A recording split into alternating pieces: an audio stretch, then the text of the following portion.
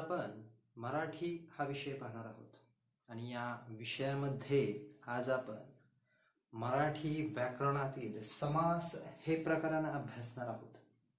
मग समास म्हणजे काय आणि समासाचे प्रकार किती आहे? परीक्षेला यावरती प्रश्न कशा रीतीने विचारला जाऊ शकतो, हे सर्व प्रश्नांची उत्तरे आणि समास म्हणजे काय, त्याचे प्रकार किती, हे सर्व काही आज आपण या पाठामध्ये समजून घेणार आहोत. मग समास म्हणजे तरी काय ते अगोदर आपण पाहूया. पहा, समास म्हणजे काय. समास म्हणजे दोन किंवा अधिक शब्दांच्या एकत्रीकरणाला समास असे म्हणतात. समास कशाला म्हणतात तर दोन किंवा अधिक शब्दांच्या एकत्रीकरणाला समास असे म्हणतात. मग समास हा शब्द काय आपल्याला दर्शवितो तर दोन शब्द किंवा अधिक शब्द यांचं ज्यावेळेस एकत्रीकरण होतं त्यावेळेस त्याला समास असे म्हणतात. म्हणजे अनेक शब्दांपासून ते शब्दांची काटछाट करून आपण एक छोटासा शब्द आपल्याला तयार करायचा आहे. म्हणजे अनेक शब्दांपासून एक शब्द तयार करायचा, त्याला म्हणायचं समास. ठीक आहे. समास समजलं तुम्हाला? दोन किंवा अधिक शब्दांपासून तयार होणाऱ्या किंवा दोन किंवा अधिक शब्दांच्या एकत्रीकरणाला समास असे म्हणतात. मग समास हा शब्द तयार तरी कसा झाला? पहा, सम अधिक आस, समास. सम अधिक अस बरोबर समास. मग हा संस्कृत भाषेतून आलेला शब्द आहे. सम अधिक अस समास हा संस्कृत भाषेतून आलेला शब्द आहे समास. हे लक्षात घ्यायचं आहे. मग समास म्हणजे काय तर दोन किंवा अधिक शब्दांच्या एकत्रीकरणाला, दोन किंवा अधिक शब्द ज्यावेळेस एकत्र येतात आणि त्यांचं काटछाट करून आपण एक शब्द तयार करतो त्याला काय म्हणायचं आहे? समास असे म्हणायचं आहे. मग या समासाचे एकूण किती प्रकार आहेत? समासाचे एकूण आणि मुख्य प्रकार आहेत ते 4. पहा, समासाचे मुख्य 4 प्रकार कोणते? तर पहिला प्रकार आहे अव्ययीभाव समास, दुसरा प्रकार आहे तत्पुरुष समास, तिसरा प्रकार आहे द्वंद्व समास आणि चौथा प्रकार आहे बहुव्रीही समास. असे या समासाचे एकूण मुख्य 4 प्रकार आहेत. कोणकोणते? अव्ययीभाव, तत्पुरुष, द्वंद्व आणि बहुव्रीही. मग असे 4 प्रकार हे परीक्षेला सुद्धा विचारलं जाऊ शकतं की समासाचे मुख्य एकूण प्रकार किती? तर समासाचे मुख्य एकूण 4 प्रकार आहेत. अव्ययीभाव, तत्पुरुष, द्वंद्व आणि बहुव्रीही असे एकूण 4 प्रकार या समासाचे आहेत. हे लक्षात घ्यायचं आहे. आणि समास म्हणजे दोन किंवा अधिक शब्दांच्या एकत्रीकरणाला समास असे म्हणतात. समास हा शब्द सम अधिक अस हा असा त्याचा विग्रह होतो आणि त्याचा समास शब्द तयार होतो. आणि याचे एकूण 4 प्रकार अव्ययीभाव समास, तत्पुरुष समास, द्वंद्व समास आणि बहुव्रीही समास असे 4 प्रकार पडतात समासाचे. त्यातलाच पहिला जो प्रकार आहे अव्ययीभाव समास म्हणजे काय ते आपण आता पाहणार आहोत. अव्ययीभाव समास म्हणजे काय? पहा, अव्ययीभाव समास जेव्हा समासातील पहिले पद अव्यय असून ते प्रधान असते. जेव्हा समासातील पहिले पद हे अव्यय असून ते प्रधान असते व सामासिक शब्द क्रिया विशेषण असतो तेव्हा त्यास अव्ययीभाव समास असे म्हणतात. म्हणजे समासिक शब्द जो दिलेला असतो, समासिक शब्द त्याचे पहिले पद जे असते ते काय असते? प्रधान असते, म्हणजेच मुख्य असते. पहिले पद हे काय असते? प्रधान असते, म्हणजेच मुख्य असते. आणि इतर सामासिक शब्द जो आहे दुसरा, तो कशाचं कार्य करतो? तर दुसरा सामासिक शब्द आहे तो क्रिया विशेषणाचं कार्य करतो. मग लक्षात ठेवायचं आहे की अव्ययीभाव समासामध्ये समासातलं दिलेला जो शब्द आहे त्याचं पहिलं पद जे आहे ते कशाचं कार्य करतं? तर ते प्रधान असतं, म्हणजे मुख्य असतं. आणि दुसरा जो शब्द आहे सामासिक शब्द त्याचं हा क्रियाविशेषणाचा तो कार्य करत असतो, हे लक्षात घ्यायचं आहे. त्यास अव्ययीभाव समास असे म्हणतात. मग उदाहरणे पहा. आजन्म पहिलं उदाहरण आहे. आजन्म. मग आजन्म म्हणजे जन्मापासून, म्हणजेच पहा की जन्म हे प्रधान आहे, बरोबर, आणि पासून हा शब्द क्रियाविशेषणाचं कार्य करतो, बरोबर. जन्माची क्रिया, जन्माच्या क्रियेच्या पासून म्हणजे आजन्म म्हणजे जन्मापासून. मग जन्म हे मुख्य आहे आणि पासून हे क्रियाविशेषणाचं कार्य करतं, म्हणून हा शब्द काय आहे? अव्ययीभाव समास आहे. पुढे पहा. यथाशक्ती. यथाशक्ती म्हणजे शक्ती प्रमाणे. मग शक्ती मुख्य पद आहे आणि प्रमाणे क्रियाविशेषण अव्ययाचा शब्द आहे. पुढे पहा. प्रतिदिन हा शब्द आहे. मग प्रत्येक दिवशी. प्रत्येक दिवशी. मग प्रत्येक हा शब्द दिवस आहे, परंतु प्रत्येक दिवशी, मग दिवस आहे मुख्य, मुख्य झालं, परंतु कोणत्या दिवशी? तर प्रत्येक दिवशी हे क्रियाविशेषणाचं कार्य करतं, प्रत्येक हा शब्द, हे लक्षात घ्यायचं आहे. मग हे झाले अव्ययीभाव समासाची उदाहरणं. परंतु ह्यामध्ये सुद्धा एक शॉर्टकट ट्रिक आहे की अव्ययीभाव समासाची सर आम्ही एवढं लक्षात कसं ठेवायचं.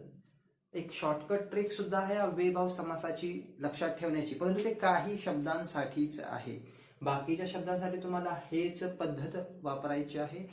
आणि शेवटी तुम्हाला मी ऑप्शन कट मेथड सुद्धा सांगेल.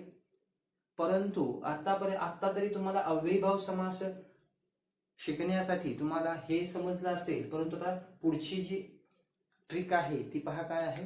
तर समासिक शब्द जे आहेत, सामासिक शब्द जे आहेत त्याच्या पूर्वी आ, यथा, प्रति हे शब्द जर असतील तर ते अव्ययीभाव समास असतो, हे निश्चित असतं. ज्या शब्दांच्या पूर्वी आ, यथा आणि प्रति हे तीन शब्द असतील, तीन पैकी कोणताही शब्द असेल तर तो शब्द हा अव्ययीभाव समासाचा असतो, हे लक्षात ठेवायचं आहे. काय लक्षात ठेवायचं आहे?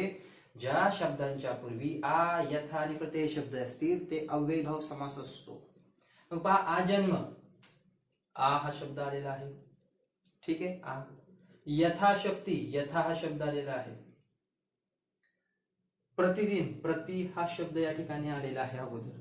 म्हणजेच अशा प्रकारचे शब्द जर अगोदर येत असतील तर सरळ सरळ ते अव्ययीभाव समासाचं शब्द आहे, हे लक्षात ठेवायचं आहे. म्हणजेच आता आपण शिकलो की अव्ययीभाव समास म्हणजे काय. आता आपण पाहणार आहोत त्यातलाच पुढील प्रकार तत्पुरुष समास. समासातला पुढील प्रकार आहे तो आहे तत्पुरुष समास. पाहूया तत्पुरुष समास म्हणजे काय. पहा. ज्या समासात दुसरे पद, ज्या समासात दुसरे पद हे प्रधान असून समासाचा विग्रह करताना अर्थाच्या दृष्टीने, ज्यावेळेस समासाचा विग्रह केला जातो, विग्रह करणं म्हणजे त्याचा वेगळे करणे, म्हणजे एक शब्द जो असतो त्याचे 2-3 शब्द करणे म्हणजे विग्रह करणे, आणि त्यातलं दुसरं पद हे प्रधान असतं. पहा. तत्पुरुष समासाच्या जे शब्द आहे त्याच्यामध्ये दुसरं पद प्रधान असतं आणि त्याचा विग्रह करताना जो गाळलेला शब्द आहे तो विभक्ती प्रत्यय घालावा लागतो. विग्रह करताना जो समासामध्ये जो गाळलेला शब्द असतो तो शब्द त्या ठिकाणी घालावा लागतो, आणि तो शब्द हा काय असतो तर तो शब्द हा विभक्तीचा प्रत्यय असतो.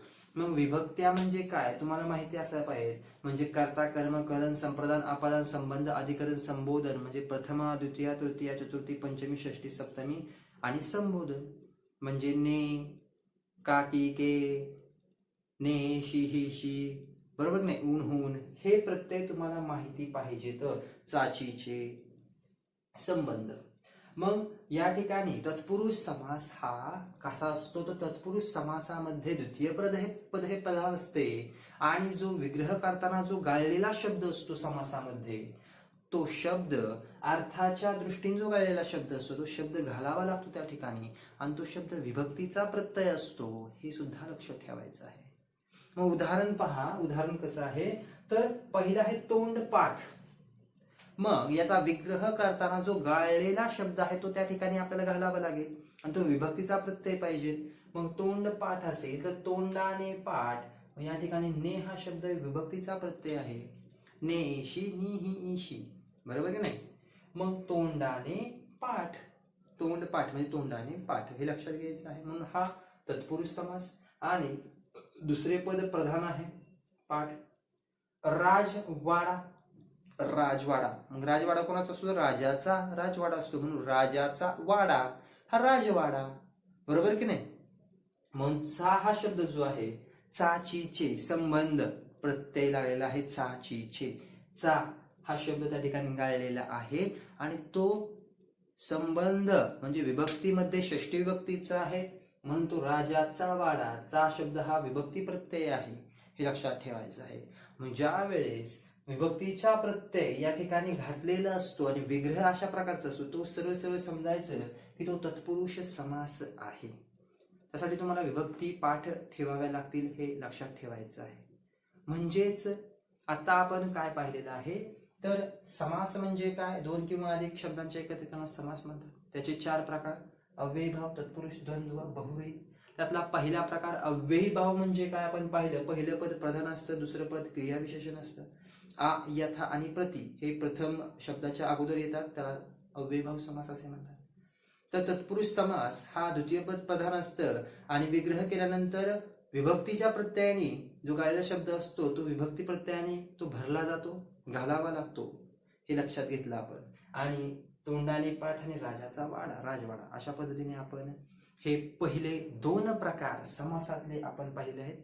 अव्ययीभाव समास आणि तत्पुरुष समास हे दोन्ही प्रकार आपण आता पाहिले आहेत.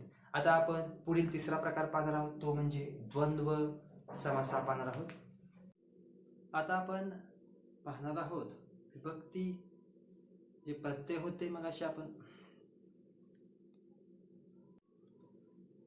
आता आपण पाहिला तत्पुरुष समास.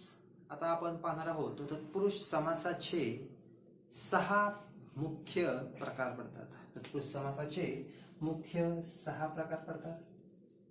आणि त्यानंतर आपण नंतर तत्पुरुष समास पाहणार आहोत. त्यानंतर आपण पुढचा तत्पुरुष समास पाहणार आहोत. त्याआधी आपण पाहणार आहोत तत्पुरुष समासाचे 6 प्रकार पडतात.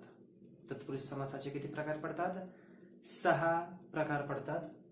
पहिला प्रकार आहे विभक्ती तत्पुरुष समास. पहिला आहे विभक्ती तत्पुरुष समास. दुसरा आहे उपपद तत्पुरुष समास. तिसरा आहे नत्र तत्पुरुष समास. आणि चौथा आहे कर्मधारय तत्पुरुष समास. 5वा आहे द्विगु तत्पुरुष समास. आणि 6वा आहे मध्यम पदलोपी तत्पुरुष समास. असे तत्पुरुष समासाचे एकूण 6 प्रकार या ठिकाणी आहेत आणि ते आपण एक एक करून पाहणार आहोत. मग त्यातला पहिला प्रकार आपण आता पाहणार आहोत विभक्ती तत्पुरुष समास. पहिला प्रकार आहे विभक्ती तत्पुरुष समास. मग विभक्ती तत्पुरुष समास म्हणजे काय? त्यापूर्वी लक्षात घ्यायचं आहे की ह्या 6 मध्ये जेवढी उदाहरणं येणार आहेत ती सर्व तत्पुरुष समासाचीच उदाहरणं असणार आहेत. मग त्याच्यामध्ये हे विभाग आहेत, प्रकार आहेत, ते आपल्याला शोधायचे आहे. परंतु ह्यामध्ये कोणतं जरी 6 मध्ये एक उदाहरण आलं कोणतंही तरी ते तत्पुरुष समासाचंच असणार आहे, हे निश्चित. याचा पहिला प्रकार आता आपण पाहूया. विभक्ती तत्पुरुष समास म्हणजे काय? ज्या तत्पुरुष समासात कोणत्या तरी विभक्तीचा, ज्या तत्पुरुष समासात कोणत्या तरी विभक्तीचा किंवा विभक्तीचा अर्थ व्यक्त करणाऱ्या शब्दयोगी अव्ययाचा, पहा, समासात कोणत्या तरी विभक्तीचा किंवा विभक्तीचा अर्थ व्यक्त करणाऱ्या शब्दयोगी अव्ययाचा लोप करून, म्हणजे या ठिकाणी समासामध्ये विभक्तीचा किंवा विभक्तीचा अर्थ व्यक्त करणाऱ्या शब्दयोगी अव्ययाचा लोप करायचा आहे. आणि ते लोप करून आपल्याला दोन्ही पदे जोडली जातात, त्यास विभक्ती तत्पुरुष समास असे म्हणतात. म्हणजे पहा, विभक्तीचा जो प्रत्यय आहे, विभक्तीचा जो शब्द असतो, म्हणजे विभक्तीचे शब्द म्हणजे कोणते? तर चा ची छे, त ई आ, ने ए शी नी ही शी, स ला ते स ला ना ते, हे शब्द, बरोबर की नाही, हे विभक्तीचे शब्द लक्षात ठेवायचं आहे. मग ह्या शब्दांचा काय करायचा आहे, लोप करायचा आहे. आणि यांचा लोप केल्यानंतर जो शब्द तयार होतो त्याला विभक्ती तत्पुरुष समास असे म्हणतात. मग पहा, पहिलं उदाहरण आहे सुख प्राप्त, सुखाला प्राप्त. सुख प्राप्त, सुखाला प्राप्त असा या ठिकाणी पहिलं उदाहरण आहे. मग सुखाला प्राप्त काय आहे पहा, विभक्तीचा अर्थ व्यक्त करणाऱ्या शब्दयोगी अव्ययाचा लोप करून या ठिकाणी या शब्दयोगी अव्ययाचा किंवा विभक्तीचा जो ला शब्द आहे त्याचा लोप करून हा शब्द तयार झाला सुख प्राप्त. हे विभक्ती तत्पुरुष समासाचं उदाहरण आहे. गायरान, गायीसाठी रान. या ठिकाणी पहा, गायीसाठी या लोप होऊन या ठिकाणी गायरान हा शब्द तयार झाला. वनभोजन, वनातील भोजन असा शब्द आहे त्यातला या ठिकाणी विभक्तीचे जे शब्द आहेत किंवा विभक्तीचा अर्थ व्यक्त करणारे शब्दयोगी जे शब्द आहेत त्यांचा लोप होऊन या ठिकाणी वनातील, बरोबर की नाही, वनातील ह्या शब्दांचा लोप होऊन वनभोजन हा शब्द तयार झालेले आहेत. यांना विभक्ती तत्पुरुष समास असे म्हणतात. आता हा झाला पहिला प्रकार. दुसरा प्रकार आपण पाहणार आहोत तो म्हणजे उपपद तत्पुरुष समास. मग उपपद तत्पुरुष समास म्हणजे काय ते पाहूया. पहा, ज्या समासातील दुसरे पद हे प्रधान असून, मग तत्पुरुष समास तसाच आहे. तत्पुरुष समासामध्ये दुसरं पद हे प्रधानच असणार आहे, पहिलं होत नाही. पहिलं पद प्रधान हे पहिला जो आपण पाहिला अव्ययीभाव समास त्याच्यामध्ये पहिलं पद प्रधान असतं. तत्पुरुष समासामध्ये दुसरे पद प्रधान असते. बरं ठीक आहे, दुसरे पद प्रधान असून कृदंत असते म्हणजे धातू साधित असते, त्यांचा वाक्यात स्वतंत्र प्रयोग करता येत नाही. हे दुसरं पद जे आहे ते कृदंत असतं, धातू साधित असतं आणि त्याचा वाक्यात प्रयोग करता येत नाही. त्यास उपपद तत्पुरुष समास असे म्हणतात. मग पहा, ग्रंथकार. मूळ शब्द आहे ग्रंथ आणि त्याला जोडलेला शब्द आहे कार. मग ग्रंथकार असा शब्द आहे. मग याला काय सांगितलं आहे, दुसरे पद प्रधान असते तसेच त्यांचा वाक्यात स्वतंत्र उपयोग करता येत नाही. मग या ठिकाणी पहा, याला कोणताच प्रत्यय लागलेला नाही. जसा इथे लागलेला आहे सुखाला प्राप्त, गायीसाठी रान, वनातील भोजन, तसा या ठिकाणी ग्रंथ मूळ शब्दाला कोणताच प्रत्यय लागलेला दिसत नाही आपल्याला. याच्यामध्ये आणि याच्यामध्ये असा फरक आहे. उपपदामध्ये मूळ शब्दाला, मूळ धातूला कोणताच प्रत्यय नसतो, हे लक्षात ठेवायचं आहे. पहा, ग्रंथकार म्हणजे ग्रंथ करणारा आणि शेतकरी म्हणजे शेती करणारा. अशा प्रकारची जी उदाहरणं आहेत ज्यामध्ये दुसरे पद प्रधान असतेच तसेच धातू साधित असते, बरोबर, कृदंत असतात, त्याला उपपद तत्पुरुष समास असे म्हणतात. हे लक्षात ठेवायचं आहे. हे झालं दुसरं या ठिकाणी दुसरा मुख्य प्रकार झाला तत्पुरुष समासाचा. आता आपण पाहणार आहोत तिसरा प्रकार, नत्र तत्पुरुष समास. मग नत्र तत्पुरुष समासाचा तिसरा प्रकार आहे उपपद तत्पुरुष समासाचा तिसरा प्रकार आहे नत्र तत्पुरुष समास. नत्र म्हणजे नाही, नकारार्थक त्याचा अर्थ असा होतो. त्याची व्याख्या पहा काय आहे. ज्या तत्पुरुष समासातील पहिले पद हे नकारार्थी असते, ज्या तत्पुरुष समासातील पहिले पद हे नकारार्थी असते त्यास नत्र तत्पुरुष समास असे म्हणतात. म्हणजे पहिलं पद जे आहे ते नकारार्थी असतं, नकार दर्शवलेला असतो, त्याला नत्र तत्पुरुष समास असे म्हणतात. पहा, शब्द कोणकोणते असणार आहेत त्यामध्ये. अ, अन, न, ना, बे, नि, गैर अशा प्रकारचे जर शब्द असतील तर ते नत्र तत्पुरुष समासाचे उदाहरण असते, हे निश्चित असतं, हे लक्षात ठेवायचं आहे. नत्र तत्पुरुष समासाचं उदाहरण कोणतं असतं तर ज्या समासातील पहिले पद हे नकारार्थी असते त्यास नत्र तत्पुरुष समास असे म्हणतात. त्यामध्ये त्यासाठी शब्द दिलेले आहेत ते कोणते तर अ, अन, न, ना, बे, नि, गैर असे त्याचे शब्द आहेत ओळखण्याचे. आणि उदाहरण पहा, नापसंत. मग नापसंत म्हणजेच काय तर पसंत नसलेला म्हणजेच नापसंत. नापसंत कशाला म्हणायचं, पसंत नसलेला त्यालाच म्हणतात ना पसंत. म्हणजेच ना हा शब्द आलेला आहे पहा, नसलेला नकारार्थक आहे.